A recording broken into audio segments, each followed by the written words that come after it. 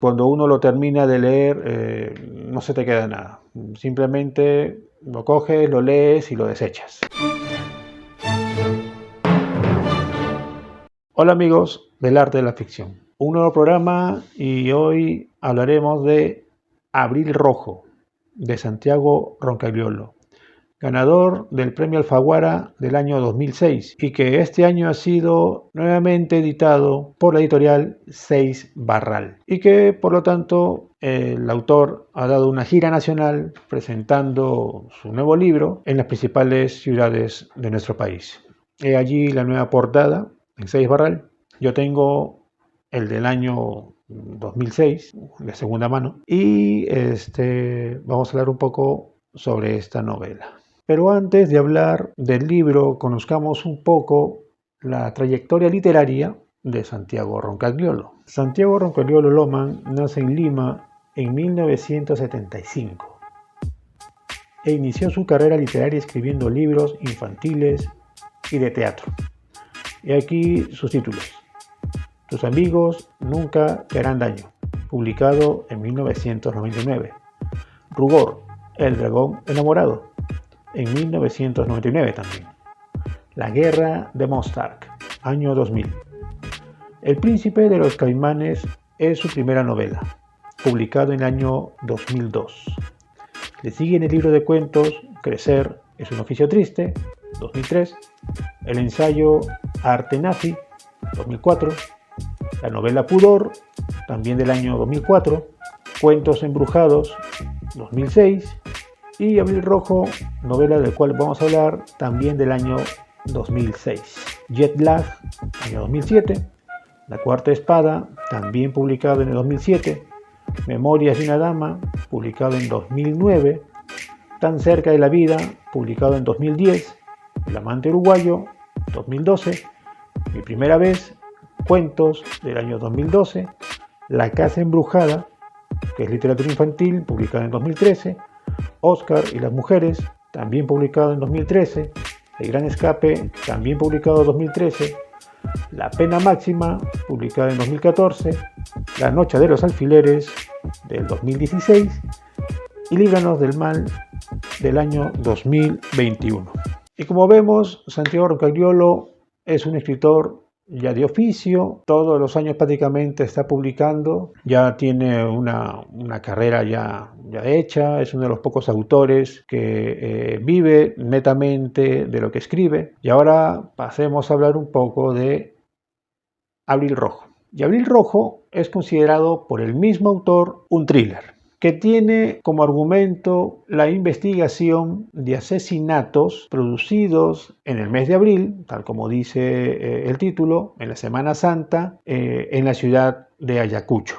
El investigador de estos terribles hechos es el fiscal Félix Chacaltana Saldívar, funcionario público de la ciudad de Ayacucho, que durante muchos años trabajó en Lima, pero no le fue muy bien y ha decidido volver a su ciudad natal, y es casi en el segundo año donde empiezan a encontrar estos cuerpos y él recibe la orden de investigar quién es el asesino. Así que el contexto de la novela es en el año 2000, en Ayacucho, durante la Semana Santa. Ahora bien, como dije, la novela se sitúa en el año 2000. No son los años 80 ni los años 90. El periodo histórico que utiliza Roncagliolo es ya lejano a la época de guerra interna o de terrorismo o de violencia política, como lo quieran llamar, no sé, los historiadores. Entonces lo que hace Roncagliolo es utilizar el mal recuerdo de aquellos años de violencia perpetrados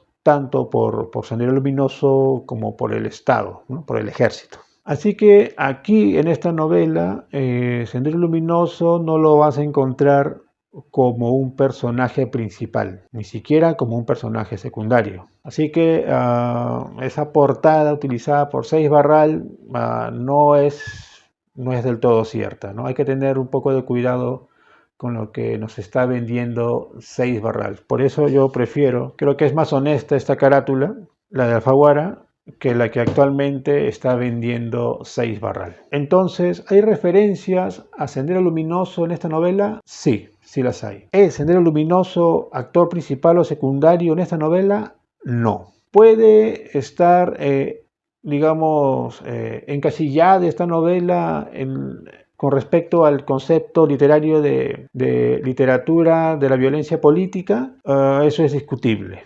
Eso es discutible. Como también es muy discutible la calidad literaria de esta novela. Aunque ganó el premio Alfaguara, es muy cierto que hay muchos concursos que prefieren las ventas, ¿no?, la cantidad a la calidad. Y lamentablemente el premio Alfaguara cae en eso, ¿no?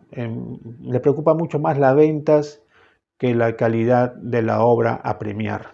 Y por lo tanto se busca premiar una novela estándar, una novela que sea de fácil lectura, es decir, de que no cause un esfuerzo al lector y que se pueda leer en pocas horas o en varios días, dependiendo del tiempo que tenga el lector. Pero buscan siempre de que sea una novela de muy fácil lectura. Entonces, Abril Rojo se lee muy pocas horas, usa un lenguaje sencillo, tiene unas técnicas narrativas muy limitadas, un trabajo de los personajes, un trabajo psicológico de los personajes muy mal elaborados. Así que Abril Rojo se lee en un santiamén. Cuando uno lo termina de leer, no se te queda nada. Simplemente lo coges, lo lees y lo desechas, ¿no? Eso es, lamentablemente, eso es Alfaguara y los premios Alfaguara. A ver, vayamos por partes. Esta novela tiene como narrador un narrador omnisciente, un narrador que nos cuenta los hechos, que nos describe las acciones, los personajes, sus emociones, sus sentimientos, sus pensamientos, etcétera, etcétera. El narrador que utiliza Roncagliolo para su novela Abril Rojo. Y por otra parte tenemos al personaje principal, el fiscal Félix Chacaltana Saldívar, un personaje insulso, zopenco, casi rayano en la estupidez. Y aquí viene la pregunta que, bueno, todo lector se va haciendo a medida que vaya leyendo la novela. ¿Es posible de que haya un fiscal tan estúpido y que pueda resolver una investigación de un asesino en serie? Bueno, quizá en la vida real sí haya funcionarios estúpidos y lo más seguro es que tengamos muchos funcionarios estúpidos y fiscales estúpidos, pero una cosa es la realidad y otra cosa es la ficción. Y el trabajo del escritor es hacer creer al lector que en su novela todo es posible, como tener fiscales idiotas. Pero para eso necesitamos utilizar bien las herramientas ficcionales. Ahora bien, utilicemos como ejemplo la historia de Forrest Gump. Quizás muchos recordarán la película, otros quizás hayan leído la novela, pero vamos a hablar de la película. Quien te cuenta los hechos en Forrest Gump es el propio personaje. El narrador de la historia de Forrest Gump es el mismo Forrest Gump. Y este personaje narrador o narrador personaje tiene una discapacidad intelectual, pero que en su vida logra cosas que una persona común no logra hacer, como conocer a Elvis Presley, ser campeón universitario en fútbol americano, pertenecer al equipo nacional de fútbol, conocer al presidente de los Estados Unidos, ser héroe de guerra, recibir la medalla al valor del Congreso, conocer a John Lennon, ser parte del equipo nacional de ping-pong, ser uno de los primeros americanos en conocer China, volver a conocer al presidente de los Estados Unidos, a otro nuevo, dar un discurso multitudinario en las manifestaciones en Washington, ser capitán de un barco camaronero, sobrevivir al huracán Katrina y volverse multimillonario invirtiendo en una joven compañía llamada Apple, pero que él cree que es una compañía de frutas. Si la historia de Forrest Gump nos lo contara un narrador omnisciente, créanme de que esa historia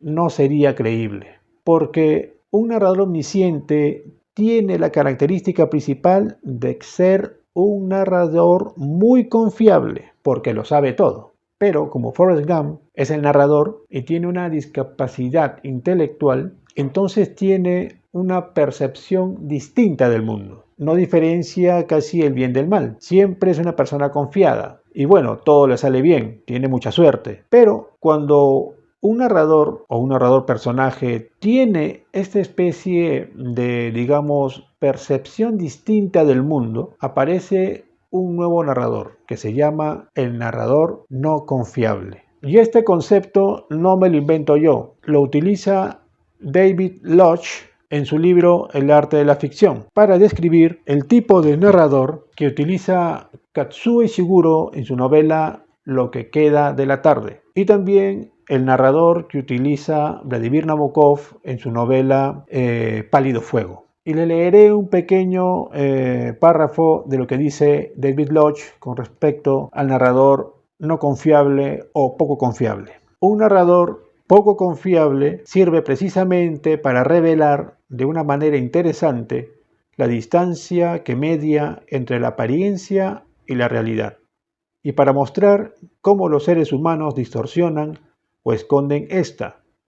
No se trata necesariamente de una intención consciente o maliciosa por su parte.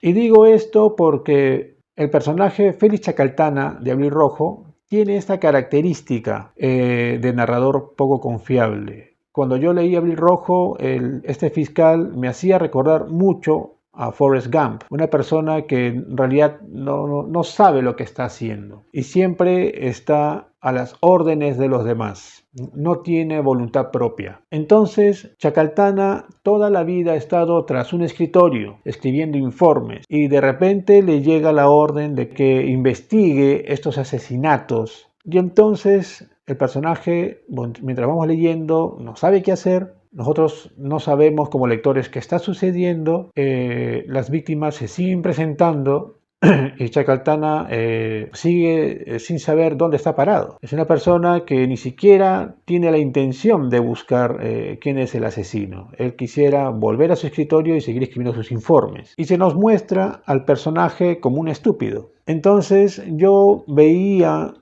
a este personaje y me decía de que definitivamente para poder creernos de que este fiscal Chacaltana pueda resolver esos asesinatos, Roncaliolo debió utilizar al narrador poco confiable, es decir, que el mismo Chacaltana contara los hechos y de esa manera poder creernos de que de un fiscal tan tonto pudiera resolver esos casos. Bueno, eso con respecto al narrador. Ahora bien, otro punto que no me gustó de la novela es el lenguaje. La verdad, Roncagliolo utiliza un lenguaje pobrísimo en Abril Rojo, con respecto a las descripciones, a los símiles, a las acciones y a la atmósfera de la novela. Les voy a leer unos ejemplos de Abril Rojo. Luego lo llevó por un pasadizo lleno de olores. Y eso es todo lo que dice, lleno de olores. No te describe los olores. Está andando por un pasadizo de hospital y te dice lleno de olores. ¿Qué olores? La verdad es que no. Ahí debió trabajarlo mejor. Se secó el sudor. No era el mismo sudor de antes. Era frío. Y solo te dice eso sobre el sudor. Era frío. Aunque la cara mantenía ciertos rasgos de cara. Aunque la cara mantenía ciertos rasgos de cara. Vamos, pudiste haber trabajado un poco mejor esa frase, ¿no? Aunque la cara aún no mantenía el rostro de un humano, o en que la cara aún tenía ciertos rasgos de hombre, o no sé yo, pero aunque la cara no parecía cara, debió trabajarse mejor. La parte que correspondía al hombro parecía hundida, como si ahí ya no hubiese una articulación. Como si ya no hubiese nada que articular. Como si ya no hubiese nada que articular. La chica entró en la cocina. No usaba prendas de índole llamativa. De índole llamativa. Índole. Vamos, o sea. Y se dio la vuelta para abandonar la conversación.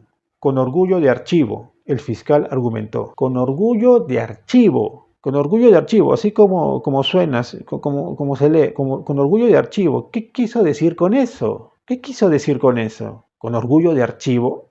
No había agua, pero el fiscal tenía un barril de reserva que le permitía en esos casos lavarse las partes pudendas y mojarse la cabeza. Las partes pudendas. ¿Es que acaso Roncagliolo quiere utilizar un lenguaje burocrático para su novela? Partes pudendas, de índole llamativa. La verdad es que utilizar lenguaje burocrático para describir no le va, sinceramente. No le va. Debió haberse trabajado mejor. Otra parte que no me gusta de la novela es su técnica narrativa. Leamos la página 23 del libro. Pero el médico se acercó a la mesa y quitó el velo. El cuerpo carbonizado los miró. Tenía, en efecto, los dientes apretados, pero en poco más de ese bulto negro se podía reconocer un origen humano. No olía muerto, olía como las lámparas de queroseno. La luz parpadeó. No nos han dejado gran cosa para trabajar, ¿eh? Sonrió Posadas. Chacaltana volvió a acordarse de ir a ver a su madre. Trató de recuperar la concentración. Se secó el sudor. No era el mismo sudor de antes. Era frío. ¿Por qué lo tienen en obstetricia? Falta de espacio. Además da igual. La morgue ya no tiene congelador. Se fundió con los apagones. Los apagones acabaron hace años. No hay nuestra morgue. Posadas volvió a su escritorio con sus papeles. Chacaltana dio una vuelta alrededor de la mesa tratando de mirar hacia otra parte. La incineración era irregular. Aunque la cara mantenía ciertos rasgos de cara, las dos piernas se habían convertido en una única prolongación oscura. Del lado que quedaba hacia arriba emergían unas protuberancias retorcidas, como unas ramas de un arbusto fosilizado. Chacaltana sintió una arcada, pero trató de disimular un acto tan poco profesional. Posadas fijó en él dos ojitos achinados y desconfiados como de rata. ¿Usted va a llevar la investigación? ¿Y los cachacos? A ver, en esta parte que he leído, si se dan cuenta, la descripción de la víctima que está allí en la mesa, ¿no?, del forense, se entrecorta. No hay una descripción, no hay un párrafo para la descripción del cuerpo. Roncaliolo lo entrecorta. Bueno, esto es parte del ABC de toda novela negra o thriller. Cuando tengas una víctima en una mesa de forense, de disección para verlo, concentra al lector en el cuerpo. No interrumpas la descripción con charlas o conversaciones. Describe el cuerpo. Eso va a generar la atmósfera de tu novela negra, tu thriller o tu novela de terror. Tienes que concentrar al lector en la descripción para que le cause horror o asco o espanto. Eso es el ABC de toda novela negra o thriller o novela de terror. Entonces tenemos una falta de lenguaje y de esfuerzo, sobre todo de esfuerzo, de sentarse por horas o días o semanas, incluso meses, para llegar a tener una buena descripción, un buen símil, más vocabulario, buscar sinónimos o buscar metáforas para crear la atmósfera de tu novela. No un lenguaje tan sencillo.